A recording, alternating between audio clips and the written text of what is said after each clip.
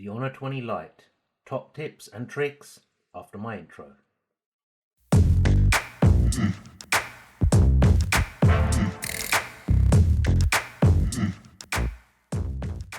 Welcome everyone, I'm Zilla. I'm back with another video. Today I'm going to be sharing with you my top tips and tricks for the Honor 20 Lite, the way I usually set it up.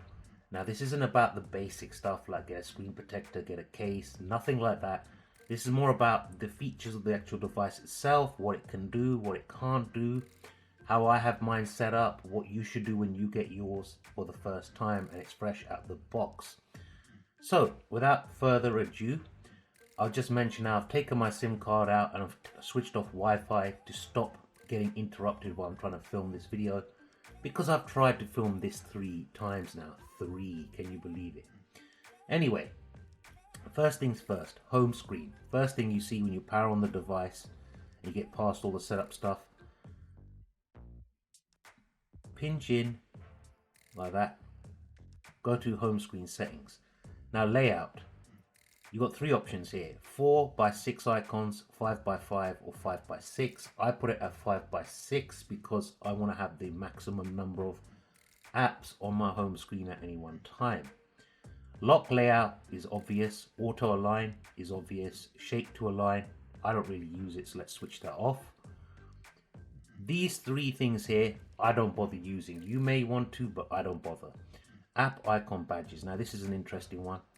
So badge display mode, you can have it so you have the dots showing there's messages in that particular app, or, and in this case I've got it set up so I can see the number of unread messages, so I can see the number of unread emails, text messages and so on. Or you can just put it as new notifications only if you prefer. So for me, I have it set up as unread messages. App suggestions, definitely switch that one off because it will just annoy you. You keep getting app recommendations. Home screen loop I have switched off because I put on my Google feed. I like having that on the left side because I like to see the latest news, tips, etc. So we'll come out of this. Also, while we're on the home screen, you might want to think about a new theme for the actual device. So for example, now a dark theme won't really help with battery life on this because this is not an OLED display. It'll just make it look more attractive. It might have a little bit of a degree when it comes to battery life, but I seriously doubt it. So for example, this one here, it's like the Mi 9 Explorer edition. It gives you that kind of look to it. So you can change up the way your whole device looks because a lot of people don't like the look of stock EMUI. So definitely worthwhile checking these out. So I like a darker theme throughout anyway, regardless of how effective it is on battery life. So you could have a black, in this one, a black dialer, black contacts list, etc, etc. So I would seriously think about looking at a new theme for your device because these colorful ones may not be for everyone. Next tip, bring this down. Now you can adjust these here, these little quick toggles, and you can change the order they're in, or you can take out ones you don't use. So if you click on that little pencil icon, so as you can see here, I can literally, like ultra power saving mode, I can take that out so it's no longer on that panel. I can take out hotspot because I don't use hotspot. Things like that. So I'll put them back for the time being, or you can put everything on there, including the kitchen sink. But it's nice, you can adjust it, you can put how you want to put them. So we'll come out of that. Actually, let's have a quick look at something else. Cancel this. Bring up the 3 dots. And this one here, you can press reset and it sets it back to default settings. So, going to settings, wireless and networks. Now I've got my Wi-Fi switched off at the moment. But if I go into Wi-Fi, then go into the menu at the top, and Wi-Fi Plus, switch this on because it helps you switch between Wi-Fi and mobile data. It helps enable Wi-Fi automatically, so when you leave home, it will disconnect from your home Wi-Fi. When you get back home, it will reconnect, and it helps evaluate network quality as well.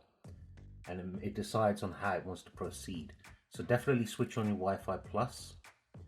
Come out out of this, go into mobile network. Now here, because I haven't got my SIM cards in there, you got SIM 1 and SIM 2. It's difficult to see on camera, but I'll quickly tell you anyway. You can decide basically which one you use for your data roaming, etc. Go into this, I won't get into this bit too much, and decide which SIM you want doing which thing. Definitely if you're a traveler or you have 2 SIM cards, definitely worth looking at. I'm not going to get into the rest of this. Device connectivity. Now let's go into home screen and wallpaper. Now home screen style, when it comes out the box, it's on standard, which means it's set up like an iPhone. You don't have an app drawer, you have all your icons everywhere. So click on drawer and it makes it into a traditional Android setup. So you have a little app drawer and you only have the apps you use mainly on your home screen. Definitely worth looking at this one. You can change your wallpapers, you can change your themes from here, which I showed you earlier. Home screen settings, this is what I showed you earlier. You can access this menu from here, or you can pinch in and then do it from that way from the home screen. Show step count, switch that off because I don't do a lot of walking. Lockscreen signature, so you can put in here anything you want. Basically, you can put in a phone number saying if lost, if found, please call this number. But you get the gist. That will show up on your homes on the actual lock screen itself. Sounds straightforward. Default volume button, media volume. Do not disturb is off at the moment. Here you can adjust your notification sounds, etc. So it's got bongo left on the default one. More sound settings. So dialer tone touches, screen lock. You can have a screen lock sound on so you know when you've unlocked the screen. Just makes it easier without having to look at the device. You can hear it. Screenshot, screen touch. So when you take a screenshot, you hear that like a camera clicking sound. Vibrate on touch and mobile broadcast. There's not much else there for sound. The rest of it's pretty self-explanatory. Display. Now here you can adjust the brightness, auto adjust, switch that on there.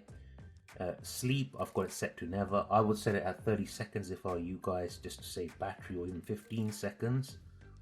Eye comfort. Now here I would schedule it so at night time, say about 10 o'clock at night, it automatically gets rid of that bluish light from your screen, help you sleep better at night. And it's a nice feature to have on a phone that's under £250. And you can also adjust the temperature color as well. So let's see if I can switch that on. You see that it went yellow? Switch that off. Well, I can go into schedule. So now it will schedule itself and I can adjust it how I want it. Come out of that. Text and display size. That's how mine set up. So normal. Let's increase it a little bit. There you go. Display size. Come out of that. Might make it easier for you guys to see on camera. Screen resolution. Now if you leave on smart resolution, it'll go between 720p and 1080p. Basically, smart resolution helps you save battery. So if you want a battery king, you want to put it on smart resolution. I put it on full HD plus for the sake of this video. It makes it easier to film. And more display settings. So full screen display. Here you can pick which apps you want to be displayed full screen. Notch. This is obviously for anyone who does not like notches. So you can go like that. You see how the notch hid at the top there? Or you can do that. I leave it like on show because it's such a small notch. It really doesn't bother me at all. Display carrier name. You can switch it off to save a bit of space up here because you know your carrier. You don't necessarily need it on. And display network speed, which is obvious. Screensaver, I never use that. And auto rotate screen. It's exactly what it says. So that's your display.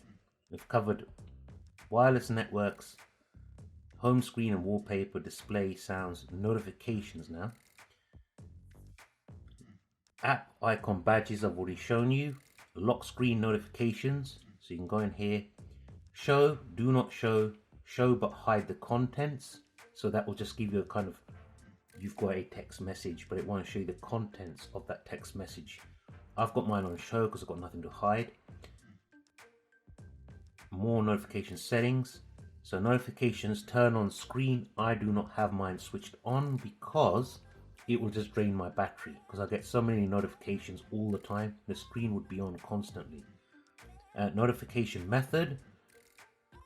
I have it as icons, so I can see individual icons along the top here. So you can see, like I've got a text message, I've got a WhatsApp message, etc.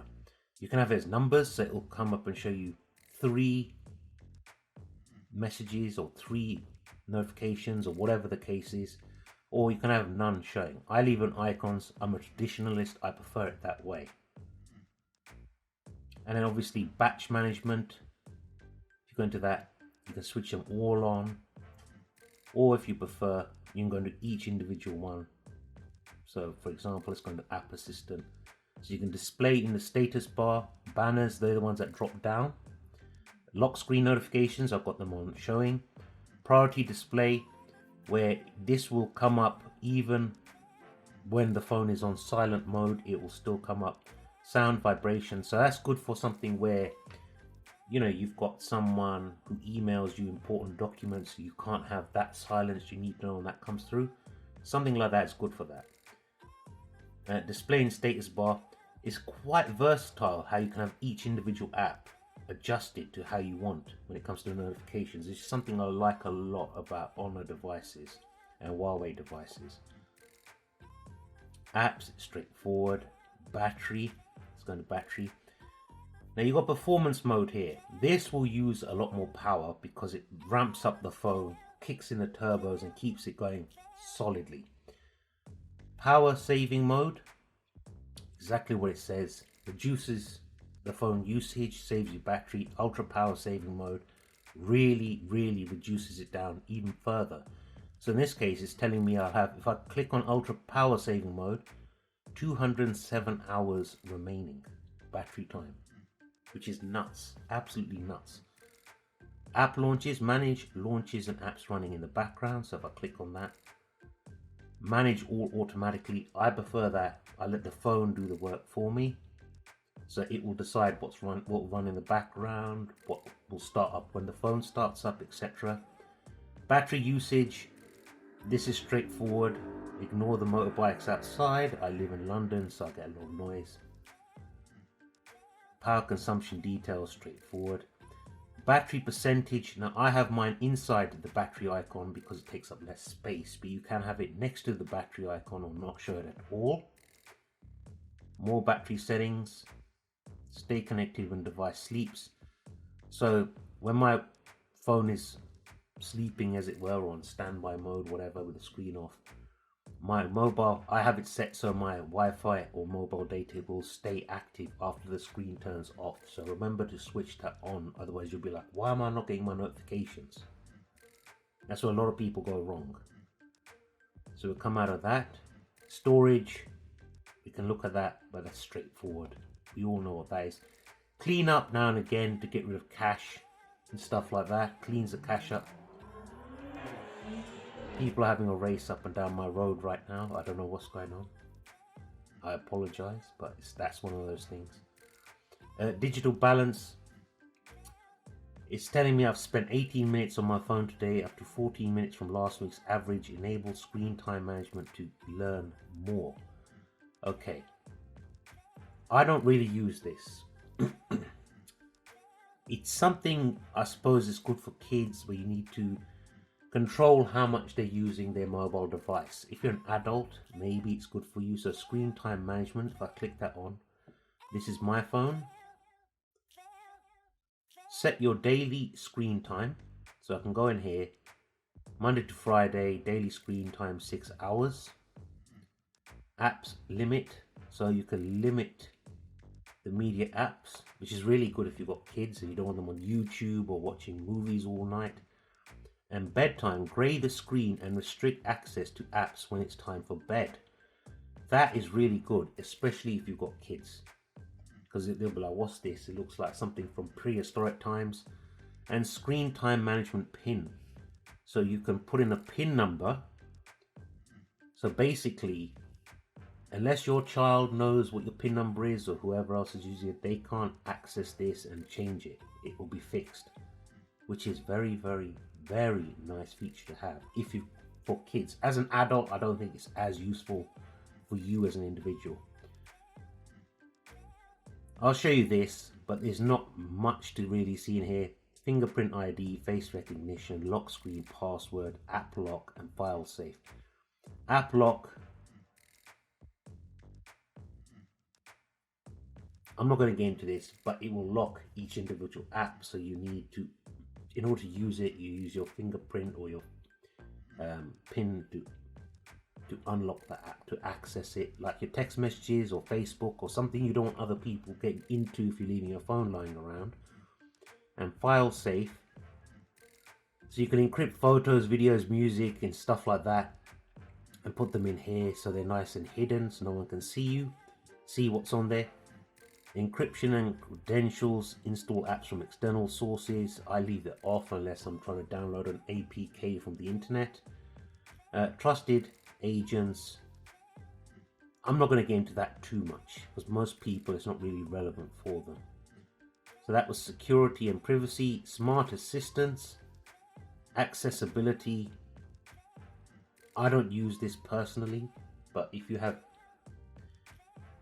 any issues with yourself, you need to access the accessibility, so like talkback, select to speak, text to speech, etc. You might find it useful. As I said, it's not really useful for me. Motion control, so flip the phone to mute it, pick up. So let's go into here. So if I pick up the phone, I can have it set so it reduces the ringtone volume for phone calls.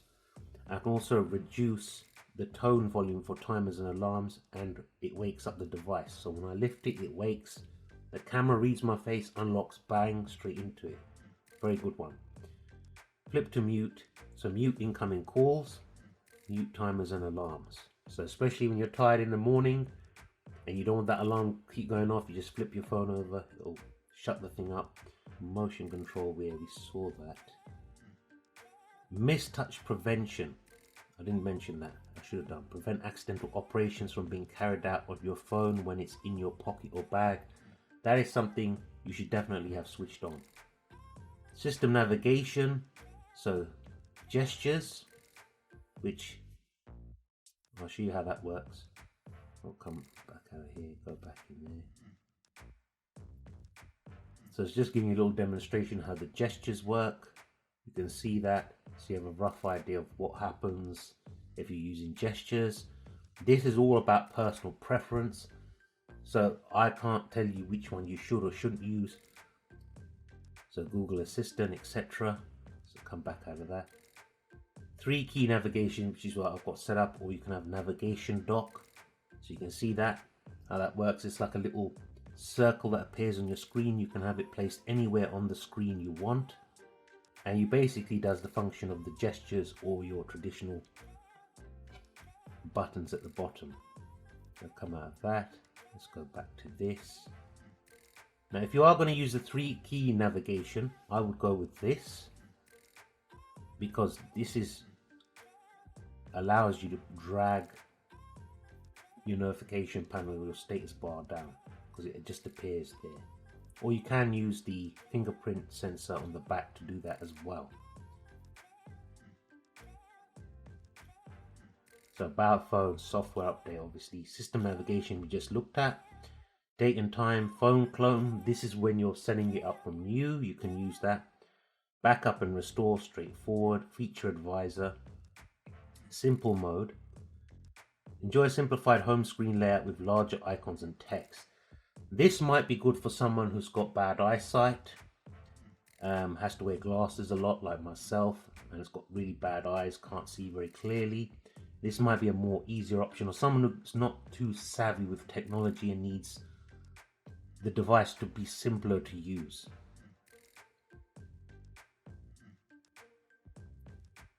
So language and input, we can have a look there. It comes with SwiftKey already installed on the phone. That's the one I stick with because I'm testing the phone. It's not a bad keyboard at all. I quite like it. So let's come out of this. And that's pretty much it, I would say. That's the way I have my phone set up. They're the little tips I would give you to set your Honor 20 Lite or any Honor phone up, just to make it work that little bit better for you. I hope it helped you guys. I'll have a lot more videos coming up soon, especially about these new Honor 20 series devices coming up. Great little handset, definitely worthwhile buying this in my opinion. Anything you want to know at all, hit me up in the comments below. Ask away, I'll get back to you as soon as I can. Anything you want me to test, let me know in the comments below as well. You want me to test this against any other device, I'm happy to do that. If I have the other device at hand, I will definitely do that for you guys. But until next time, remember to smash that subscribe button and bell notification icon. Give me a thumbs up if you like the video. Share it on all your social media because it helps me out. You Honor fans out there, help me out. You know what I'm talking about. Until next time, this is Zilla saying take care and peace.